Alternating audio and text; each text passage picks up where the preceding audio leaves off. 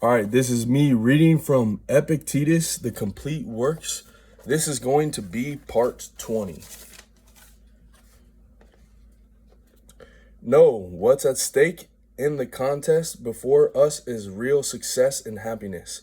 Moreover, in this contest, even if we fail, there's nothing to stop us from competing again. And we don't have to wait another 4 years for the next Olympics.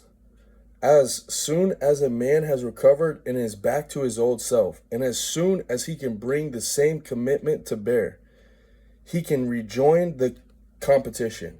And if you fail once more, you can compete once more. And if one day you're victorious, it will be as though you had never failed. But you are so frightened of running out of the means of sustenance that you can't sleep at night. You pitiful creature. Are you really that blind? Can't you see where lack of necessities of life leads? Where does it take you? To the same destination as fever or a falling rock, death. Haven't you yourself often said as much to your companions? Haven't you often read or written the same sort of thing? How many times have you boasted of your composure at the prospect of death?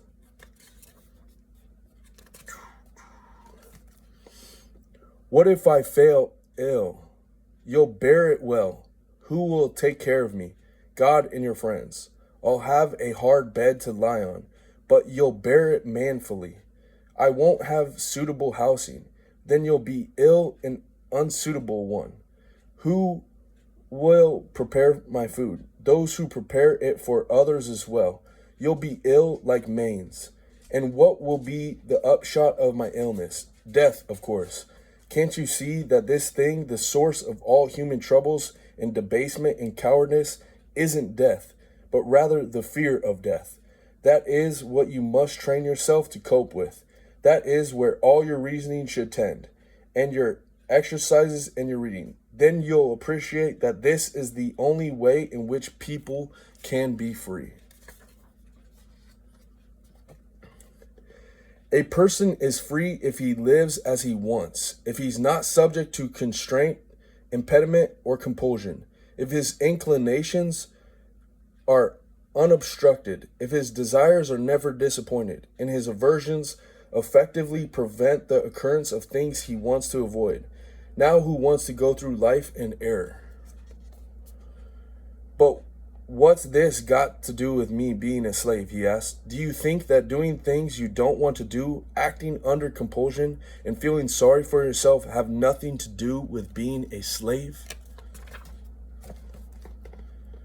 Hence also Diogenes says somewhere that one way to procure freedom is to think little of dying.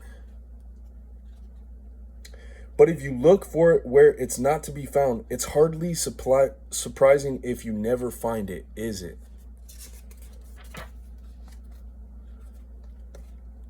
There's no need for such stupidity. He needs to learn, as Socrates used to say, the nature of each and everything, and not apply his preconceptions haphazardly to particular entities. The cause of all human troubles, you see, is the inability to apply preconceptions to particular instances. We differ in our opinions. One person thinks he's unwell when that's not the case at all, and he's just misapplying his preconceptions.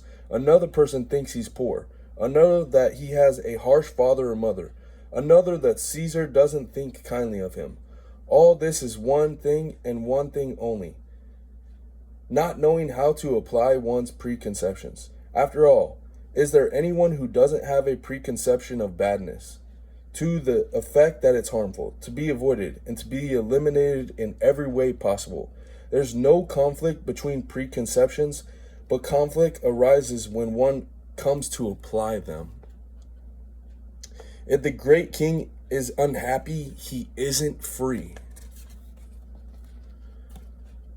So you'll constantly affirm that anyone who can be impeded and constrained by another person isn't free.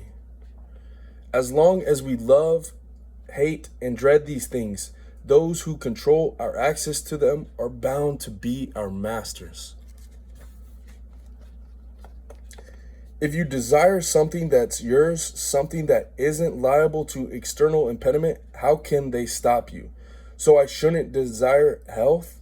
No, nor anything else that isn't yours. Anything that isn't yours to acquire or keep as and when you want isn't yours. You should keep your hands well off of it, but that's far more important is to keep from desiring it.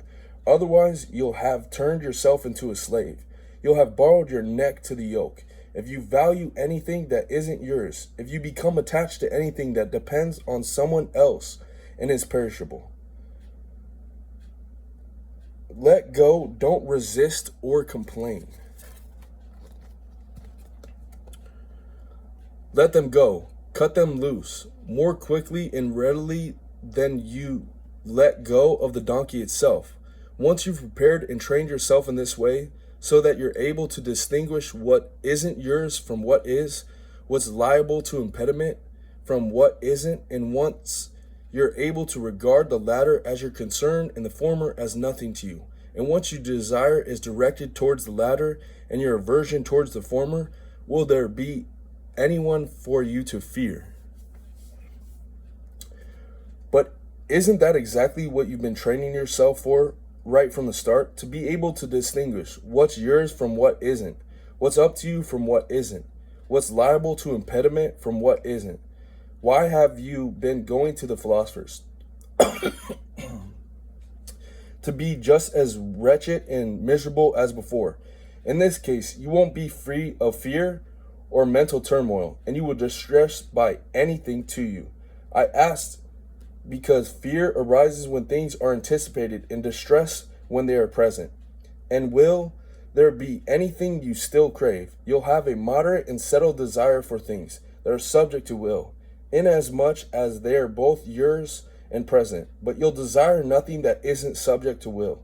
And so you'll have eliminated that irrational element with all its punishes and immoderate urgencies. When this is your attitude towards things, is there anyone on earth who can make you fearful? After all, what is it about a person that might make another person fear him?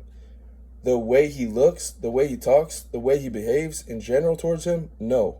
More is a horse an object of fear to another horse, or a dog to a dog, or to a bee. No, it's things that make us afraid. And when a person has the ability to procure them for someone else or deny them to him, when he becomes an object of fear. All right, I'm going to stop right there.